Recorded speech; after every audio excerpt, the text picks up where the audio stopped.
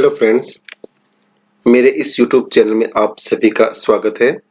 आज हम डिस्कस करेंगे भूकंप अर्थात अर्थक्वेक्स के बारे में।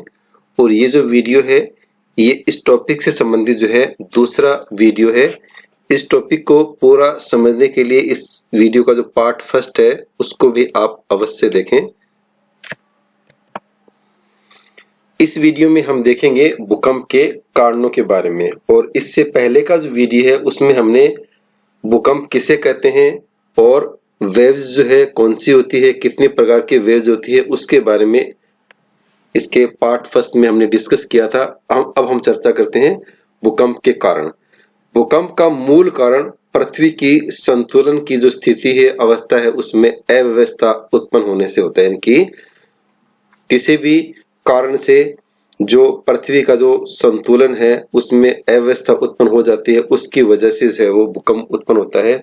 और उसके कुछ मुख्य जो कारण है वो निम्न प्रकार से हो सकते हैं। ज्वालामुखी क्रिया है, वोल्केनिक एरप्शन, भूपटल भ्रंश है, फॉल्टिंग, भू संतुलन में अव्यवस्था है, आइसोस्टेटिक डिस्टर्बेंसेज, जलीय भार है, वाटर प्रेशर, भूपटल में सिकुड़न, कंप्रेशन ऑन क्रस्ट, गैसों का फैलाव और गैसियस डिस्ट्रीब्यूशन, ये कुछ कारण जो है वो हो सकते हैं। अब हम देखते हैं कि जो सामान्य प्रकार के जो भूकंप आते हैं उनके क्या कारण जो है वो हो सकते हैं। सामान्य भूकंप जो है इनकी उत्पत्ति के निम्न कारण जो है वो बताए जा सकते हैं। पहला है सागर तटीय भागों पर सागरीय लहरों के कटाव के कारण, यानी कि जो सागरीय लहरें हैं तटीय भाग पर उनमें जो कटाव होता है लहरों से, उसके कारण से प्रचंड सागरीय भूकंप के द्वारा, यानी कि सागरों में कोई भूकंप आ गया, उसकी वजह से चूने के चट्टाने वाले प्रदेश में कंदराओं की छत जब टूटकर नीचे गिर जाती है, उसकी वजह से भी अपक्षय की क्रियाओं से प्रभावित होकर पहाड़ी भागों में कमजोर बड़े बड़े शिलाखंड जब टूटकर नीचे की तरफ तेजी से गिरते हैं, उसकी वजह से भी जो है वो कंपन महसूस हो सकता है। इसके अलावा जब ग्लेशियर पर्वतीय भाग से नीचे की तरफ सरकता है उस समय भी कंपन महसूस हो सकता है। इसके अलावा पृथ्वी अपनी किली पर घूर्णन या परिभ्रमण करती है, उसके दौरान भी उसके कारण भी ये महसूस हो सकता है। वर्तमान समय में अणु बमों के विस्फोट तथा परीक्षणों द्वारा भी भूकंप कंपन जो है वो महसूस किए जाते हैं, उत्पन्न हो सकते हैं। अब हम देखते हैं भूकंप का वर्गीकरण किस प्रकार से किया जा सकता है। भूकंप की उत्पत्ति में भाग लेने वाले कारकों के आधार पर वर्गीकरण। तो इसमें सबसे पहले हम देखते हैं प्राकृतिक भूकंप, नेचुरल अर्थक्वेक। जब भूकंप का उद्भव प्राकृतिक कारणों अर्थात पृथ्वी की बाह्य अथवा आंतरिक शक्तियों के द्वारा होता है तो उसे प्राकृतिक भूकंप जो वो कहते हैं। इन्हें पुनः 4 वर्गों में विभाजित जो वो किया जाता है कि प्राकृतिक भूकंप उन्हें कहते हैं कि पृथ्वी के आंतरिक या बाह्य शक्तियों के कारण से कोई भी भूकंप उत्पन्न होता है तो उसे प्राकृतिक भूकंप कहते हैं। और इसको 4 भागों में जो है वो पुनः विभाजित किया गया है। पहला है ज्वालामुखी भूकंप, वोल्केनिक अर्थक्वेक। ज्वालामुखी के उद्गार के समय भयंकर भूकंप का अनुभव किया जा सकता है कि जब ज्वालामुखी का विस्फोट होता है तो उस समय भी भूकंप आ सकता है।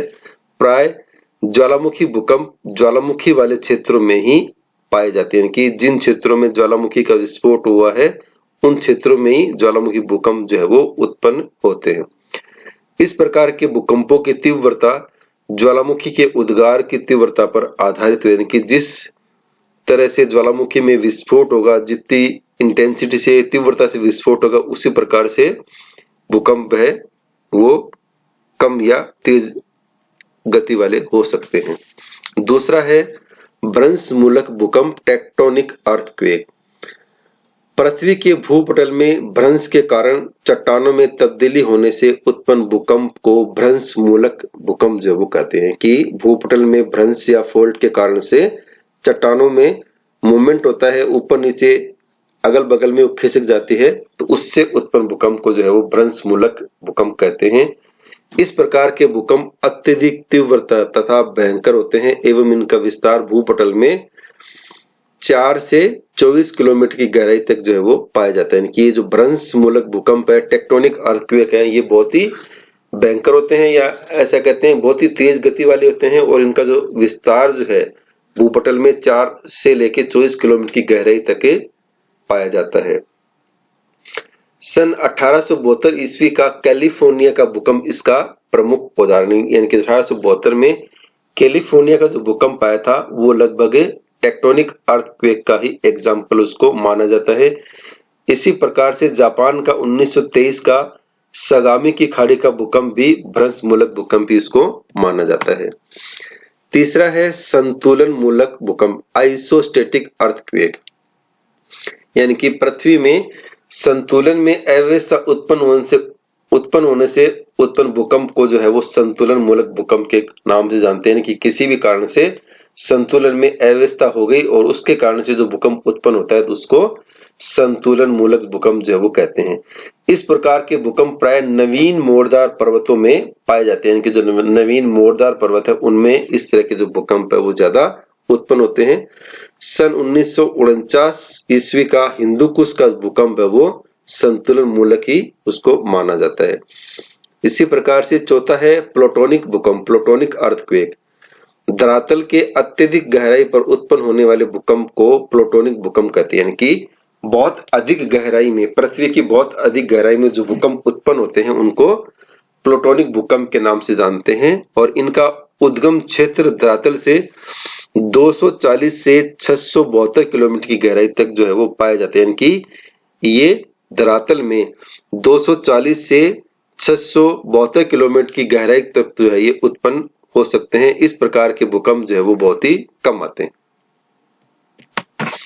अब ब में देखते हैं हम, पहला तो हमने देखा था प्राकृतिक, और अब ब में देखते हैं कृत्रिम या अप्राकृतिक भूकंप, आर्टिफिशियल अर्थक्वेक। जब मानव के रचनात्मक कार्यों जैसे सुरंग खोदना है, खान की खुदाई करना है, बड़े बड़े भवनों का निर्माण है, रेल पथ है, जलाशय और बड़े बड़े बांधों का निर्माण है, अथवा जो मनुष्य के विनाशात्मक कार्य है जैसे परमाणु बमों का परीक्षण है और कोई विस्फोट है, द्वारा भूकंप आता है तो उसे मानवकृत भूकंप अथवा कृत्रिम भूकंप के नाम से जानते हैं। कि इस प्रकार के जो भूकंप है जिनमें मनुष्य का जो डायरेक्ट और इनडायरेक्ट जो रोल होता है उस तरह के जो भूकंप उत्पन्न होते हैं तो उनको आर्टिफिशियल अर्थक्वेक के नाम से जाना जाता है। प्रायद्वीपीय भारत के कोयना भूकंप का जो कारण जो है कोयना बांध तथा जलाशय में एकत्रित जलीय भार को मान लिया जाए तो कोयना भूकंप भी मानवकृत भूकंप का ही एक उदाहरण है। कि जो कोयना जो भूकंप है उसको अगर वहां पर जो बांध बना है और उससे जो एक जलीय भार उत्पन्न हुआ है उससे माने तो कोयना का जो भूकंप है वो भी मानवकृत भूकंप का ही एक उदाहरण है। जलीय भार से उत्पन्न भूकंप को जल भंडार जनित भूकंप यानी कि रिजर्वायर इंड्यूस्ड अर्थक्वेक के नाम से भी जाना जाता है। अब हम दूसरी कैटेगरी में देखते हैं भूकंप मूल की स्थिति के आधार पर वर्गीकरण, यानी कि जो भूकंप मूल है उसकी स्थिति कहां पर है, कैसी है, उसके आधार पर इसका जो वर्गीकरण है वो यहाँ पर किया गया है।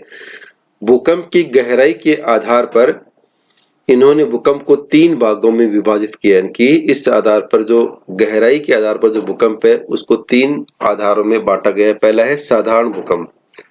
जब भूकंप मूल की स्थिति धरातल से 0 से 50 किलोमीटर की गहराई तक होती है तो उसे साधारण प्रकार के भूकंप कहते हैं, कि जिनकी गहराई भूकंप मूल की जो गहराई है वो 0 से 50 किलोमीटर की होती है तो उसको बोलते हैं साधारण प्रकार का भूकंप। दूसरा है मध्यवर्ती भूकंप। जब भूकंप मूल की गहराई धरातल से 50 से 250 किलोमीटर की गहराई तक होती है तो उसे मध्यवर्ती भूकंप के नाम से जाना जाता है। और इसी प्रकार से तीसरा है अत्यधिक गहराई वाले भूकंप, डीप फोकस अर्थक्वेक, यानी कि जब भूकंप का केंद्र धरातल से 250 से 700 किलोमीटर की गहराई पर पाया जाता है तो उसे गहरे भूकंप मूल वाला भूकंप जो है वो कहते हैं, क्योंकि वैसे इसकी गहराई जो है 700 किलोमीटर तक बहुत होती है, इसलिए इसको अधिक गहराई वाला भूकंप के नाम से, डीप फोकस अर्थक्वेक के नाम से जाना जाता है। तीसरे प्रकार का वर्गीकरण है स्थिति के आधार पर वर्गीकरण। स्थिति के आधार पर भूकंप को 2 भागों में विभाजित जो है वो अपन कर सकते हैं। पहला है स्थलीय भूकंप और दूसरा है सागरीय भूकंप। तो स्थलीय भूकंप से हमारा तात्पर्य है जब भूकंप स्थल भाग पर आता है तो उसे स्थलीय भूकंप कहते हैं। इनकी संख्या सागरीय भूकंप से बहुत अधिक होती है। इनकी किसी भी स्थलीय भाग का मतलब है महाद्वीप में कहीं पर भी भूकंप आएगा तो उसको स्थलीय भाग कहेंगे, और ये जो स्थलीय भूकंप है ये सागरीय भूकंप की अपेक्षा अधिक आते हैं। दूसरा है सागरीय भूकंप, मेराइन अर्थक्वेक। इस प्रकार के भूकंप समुद्र के भूगर्भ में आते हैं तथा इनसे अत्यधिक विनाशकारी सागरीय लहरें जो वो उत्पन्न होती हैं। इनकी सागरों में या तो इस प्रकार के भूकंप उत्पन्न होते नहीं है, अगर होते हैं तो उनसे बहुत ज्यादा विनाशकारी जो लहरें हैं वेव जब वो उत्पन्न होते हैं। इन सागरीय भूकंपों द्वारा उत्पन्न लहरों को सुनामी लहर के नाम से जानते हैं, और इनसे जो तटवर्ती भाग है, तटीय भाग है, उनमें बहुत ज्यादा हानि जो है, नुकसान जो है वो होता है। संसार के अधिकतर भूकंप उन क्षेत्रों में पाए जाते हैं जहां पर नवीन वलित पर्वत पाए जाते हैं। इनके ऐसा भी माना गया है कि अधिक भूकंप उन्हीं क्षेत्रों में आ रहे हैं जहां पर नवीन वलित मोड़दार जो है वो पर्वत पाए जाते हैं। और दूसरा है जहां पर महाद्वीपीय मग्न ढाल काफी खड़े तथा तीव्र ढाल वाले होते हैं। यानी कि जहां पर महाद्वीप को जो मग्न ढाल है वो या तो खड़ा और तीव्र ढाल वाला हो, वहां पर भी भूकंप अधिक आने की संभावना देखी गई है। और अगला है जहां पर ज्वालामुखी क्षेत्र पाए जाते हैं, यानी कि जिन क्षेत्रों में ज्वालामुखी अधिक हो वहां पर भी भूकंप आने की संभावना जो है वो ज्यादा रहती है। और अगला बिंदु है जहां पर दरार अथवा भूपटल भ्रंश की क्रिया सक्रिय रहती है। यानी कि ऐसे कोई क्षेत्र जहां पर भूपटल भ्रंश की क्रिया है वो सक्रिय रहती है, उन क्षेत्रों में भी भूकंप आने की संभावना है, पॉसिबिलिटी है वो ज्यादा रहती है।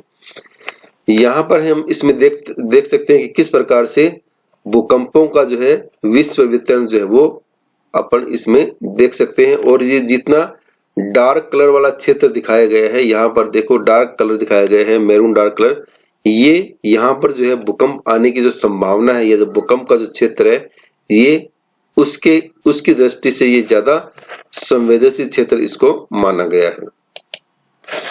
इसी प्रकार इस डायग्राम में भी ये दिखलाया गया है कि जैसे जैसे यहाँ पर जो कलर डार्क होता जाएगा वैसे वैसे जो सिस्मिक हैजार्ड, भूकंप आने की जो पॉसिबिलिटी है वो इन क्षेत्रों में ज्यादा जो है वो रहती है।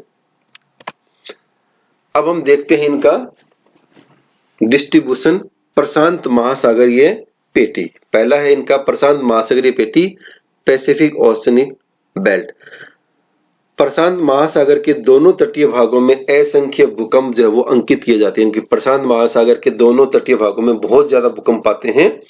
विश्व का यह सबसे विस्तृत भूकंप क्षेत्र है जहां पर समस्त ग्लोब के 63% भूकंप वो आते हैं। यानी कि जो प्रशांत महासागरीय तटीय भाग है उनमें विश्व के 63% भूकंप वो इन्हीं क्षेत्रों में आते हैं।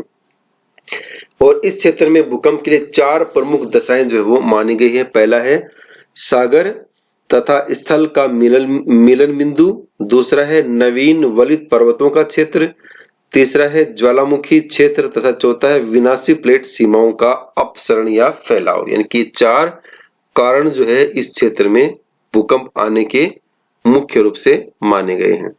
यहाँ पर हम ये देख सकते हैं कि किस प्रकार से पैसिफिक बेल्ट है, एफ्रो एशियन बेल्ट है, यूरेशियन बेल्ट है, ये अलग अलग जो बेल्ट है भूकंप की, ये इन कलर्स के माध्यम से जो है वो यहाँ पर इस मैप में, विश्व के मैप में दिखलाई गई है। यहाँ पर ये जो रिंग ऑफ फायर है उसको दिखलाया गया है कि किस प्रकार से जो पैसिफिक ओशन है उसके तटीय भाग में जो है भूकंप का जो क्षेत्र है वो यहाँ पर है, और इसमें इसको कहा जाता है रिंग ऑफ ए फायर के नाम से भी इसको जाना जाता है। उत्तरी तथा दक्षिणी अमेरिका के पश्चिमी तटीय किनारे पर उत्तर में अलास्का से लेकर दक्षिण में चिली तक रॉकीज तथा एंटीज पर्वत नवीन मोरदार पर्वतों का विस्तार है। यानी कि ये जो क्षेत्र है इसमें रॉकी जो एंडीज पर्वत जो है ये नवीन मोरदार पर्वतों के रूप में जाने जाते हैं। ये पर्वतीय क्षेत्र ज्वालामुखी क्षेत्र भी है, अतः इस भाग में प्रतिवर्ष कई भूकंप जो है वो अंकित किए जाते हैं। इसी प्रकार से अमेरिका का पश्चिमी तट भूकंप से जो है वो प्रभावित है। पनामा जलडोम मध्य उत्तरी मेक्सिको, दक्षिणी कैलिफोर्निया, ओरेगन, वाशिंगटन तथा ब्रिटिश कोलंबिया अब तक भूकंप से जो है वो अप्रभावित है। इनकी इन क्षेत्रों में जो है भूकंप लगभग नहीं के बराबर आए हैं। इस विस्तृत पेटी की दूसरी शाखा एशिया के पूर्वी भाग में कमचटका से प्रारंभ होकर एशिया महाद्वीप के पूर्वी तट भाग को सम्मिलित करके क्यूराइल द्वीप, जापान द्वीप तथा फिलिपाइन द्वीप को मिलाती हुई पूर्वी द्वीप समूह तक जो है वो पहुंचती है।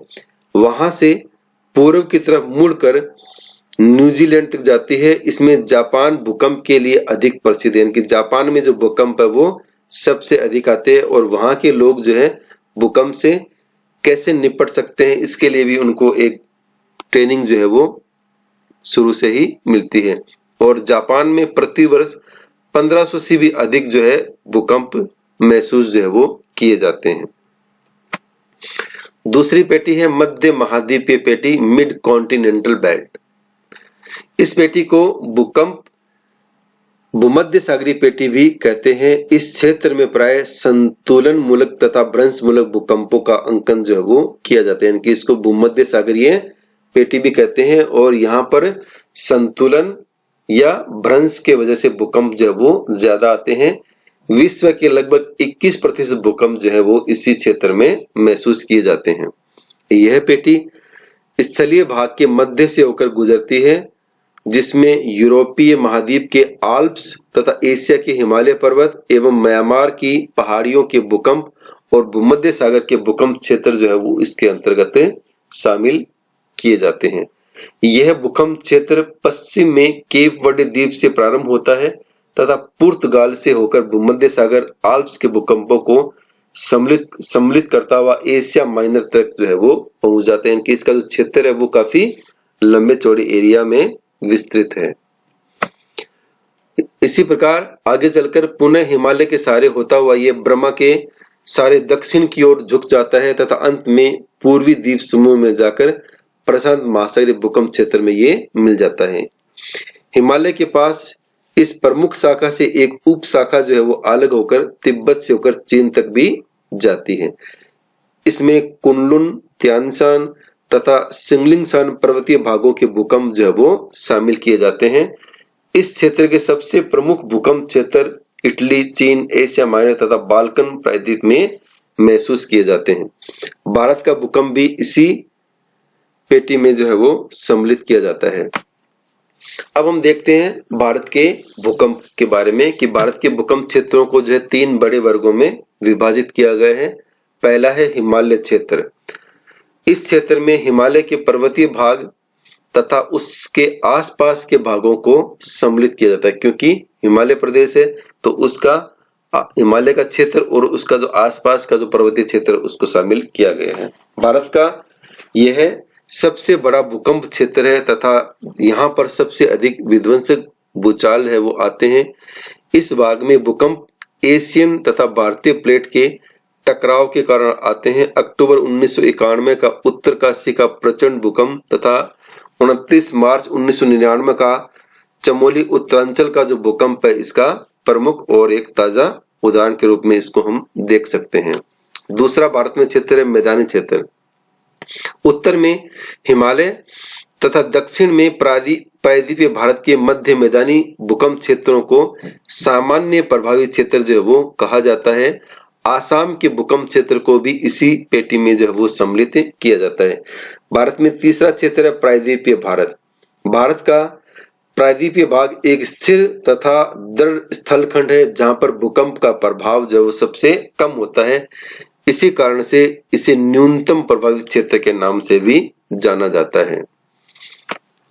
अब हम देखते हैं कि डैमेज रिस्क परिणाम के आधार पर इनका जो विभाजन है भारत के भूकंप क्षेत्रों का वो किस प्रकार से किया जाता है और डैमेज रिस्क के आधार पर जो है इसको 5 जोखिम मंडलों डैमेज रिस्क जोन में जो है वो विभाजित किया गया है। इसका भी हम डिटेल में यहाँ पर चर्चा करते हैं। पहला मंडल जो है मंडल 1 भूकंप द्वारा प्रभावित न्यूनतम क्षति के खतरे वाले स्थानों को सम्मिलित करता है, जिसके अंतर्गत पंजाब एवं हरियाणा का कुछ भाग, उत्तर प्रदेश के मैदानी भाग का हिस्सा, बिहार एवं पश्चिम बंगाल के मैदानी भाग का कुछ हिस्सा, गोदावरी का डेल्टाई भाग, केरल एवं महाराष्ट्र के तटीय मैदानी भाग, राजस्थान के रेगिस्तानी भाग एवं कच्छ को छोड़कर गुजरात का अधिकांश जो भाग है वो इसके अंतर्गत पहले मंडल के अंतर्गत जो है वो शामिल किया गया है।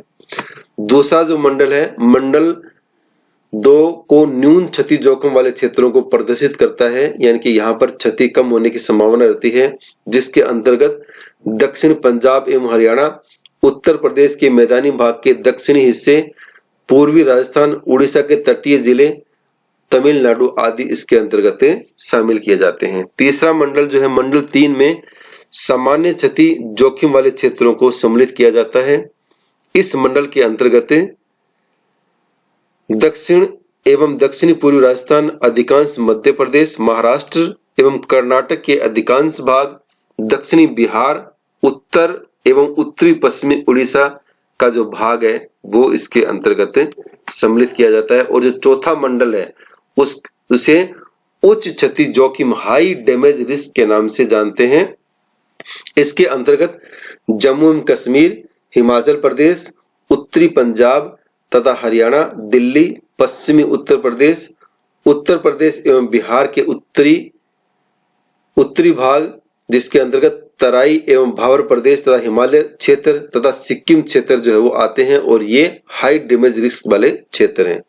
और जो पांचवा क्षेत्र है, पांचवा जो मंडल है, जिसको अत्यधिक क्षति जोखिम मंडल यानी कि वेरी हाई डैमेज जोन जो वो घोषित किया गया है, और इसके अंतर्गत जम्मू एवं कश्मीर के कुछ भाग, हिमालय प्रदेश के कुछ भाग, उत्तरांचल, उत्तरी बिहार का सुदूर उत्तरी भाग जिसमें मुंगेर, दरभंगा से उत्तरी भाग तथा समस्त पूर्वोत्तर भाग, गुजरात के कच्छ वाले भाग को इसके अंतर्गत सम्मिलित किया जाता है। ये यानी कि ये जो क्षेत्र है ये बहुत ही high damage, very high damage वाले क्षेत्र हैं।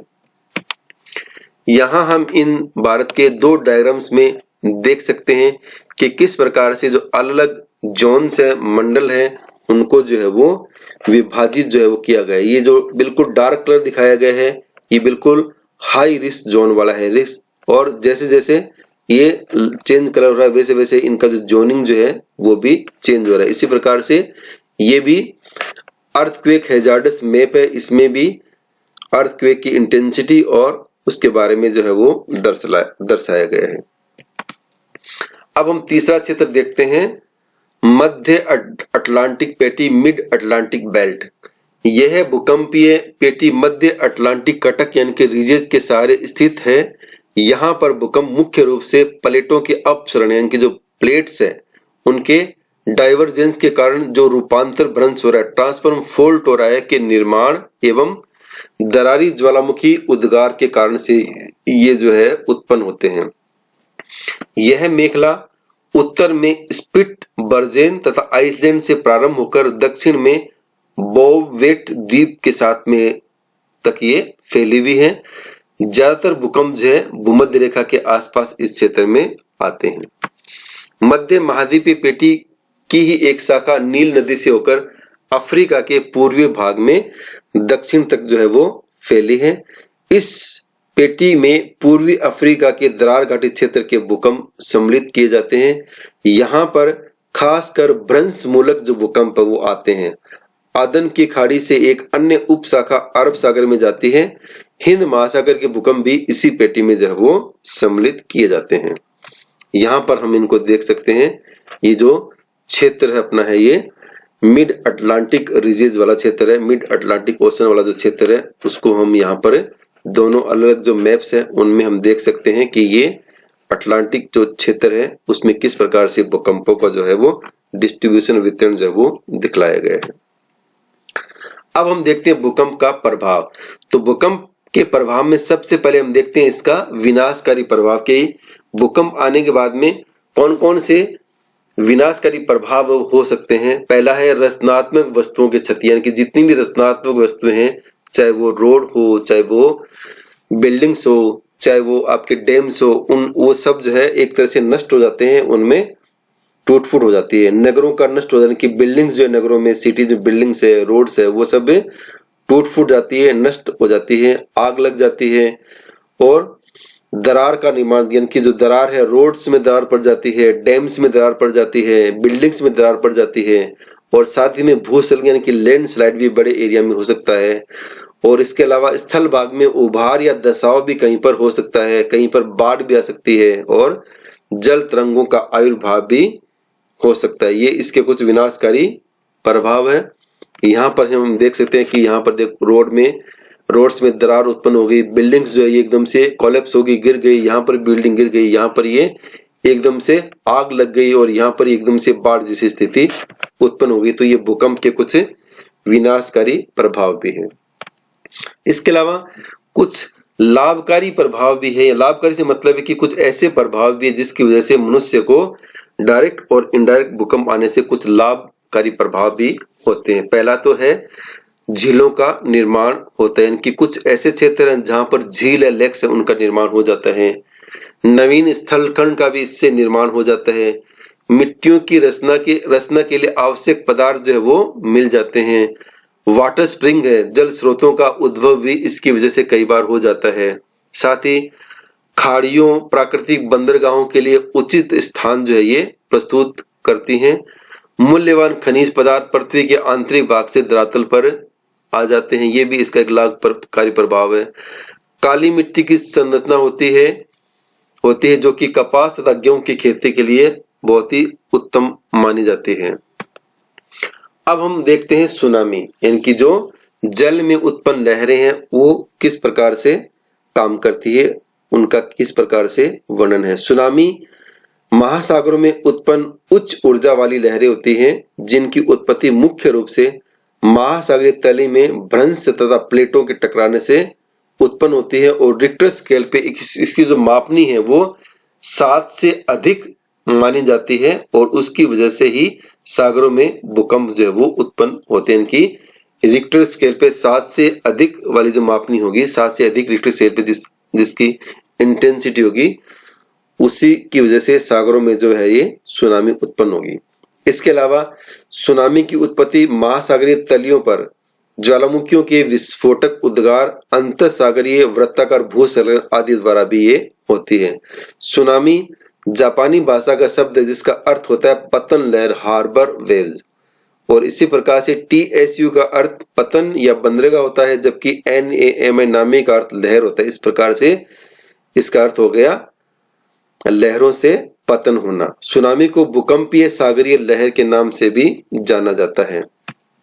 यहाँ पर ये इस डायग्राम में हम देख सकते हैं कि किस प्रकार से सागरों में जो है ये सुनामी जो है ये उत्पन्न होती है, और ये जो लहरों का जो कंपन है वो किस प्रकार से तेजी से आगे की ओर बढ़ता है।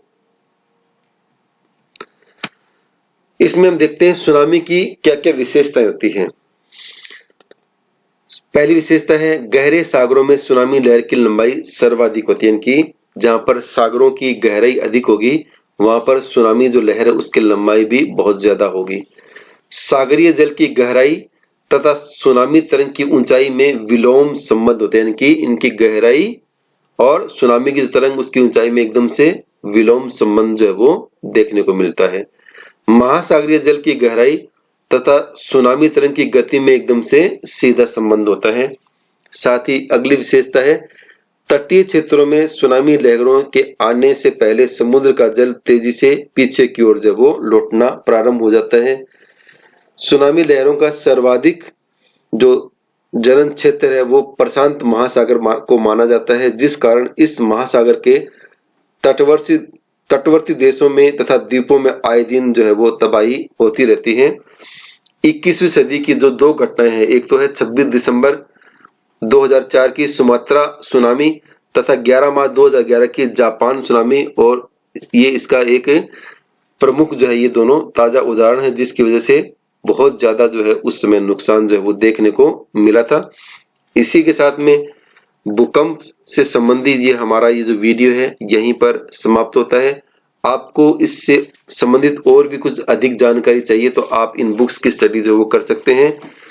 भूकंप को पूरा समझने के लिए इसके दोनों वीडियो को आप अवश्य देखें। इसी के साथ ये टॉपिक यहीं पर समाप्त होता है। आपको वीडियो अच्छा लगे तो इसे लाइक कीजिए, शेयर कीजिए और सब्सक्राइब कीजिए। Thank you.